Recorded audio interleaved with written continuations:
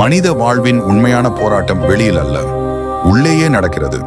மனிதன் வெற்றியை நோக்கி பயணிக்கும் போது அவன் எதிர்ப்பது வெளியேயுள்ள எதிரிகளை மட்டுமல்ல, அவன் உள்ளே உள்ள இந்த ஆழமான எதிரிகளும் கூடதான். இவை அவனை சோர்ந்து போக வைக்கும், தவறான பாதையில் இழுத்துச் செல்லும், எதையும் தொலைத்துவிட வைக்கும். இந்த 6 எதிரிகளும் அமைதியை குலைக்கின்றன, தர்மத்தை கலைக்கின்றன, வாழ்க்கையை வீணாக்குகின்றன. மனிதனின் 6 எதிரிகள் பற்றி தெரிந்து கொள்ளலாம் வாங்க. 1. கோபம்.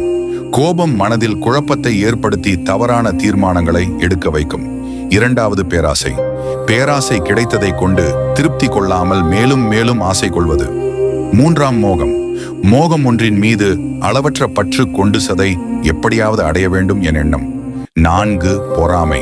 பொறாமை தன்னை விட வேறு எவரும் உயர்ந்துவிடக் கூடாது என்ற தீய எண்ணம். 5. காமம். காமம் எதன் மீதும் தர்ம நியதிக்கு எதிராக ஆசை கொள்வது. 6. அகங்காரம். அகங்காரம் மற்றவர்களை காட்டிலும் உயர்ந்தவன் என எண்ணுதல்.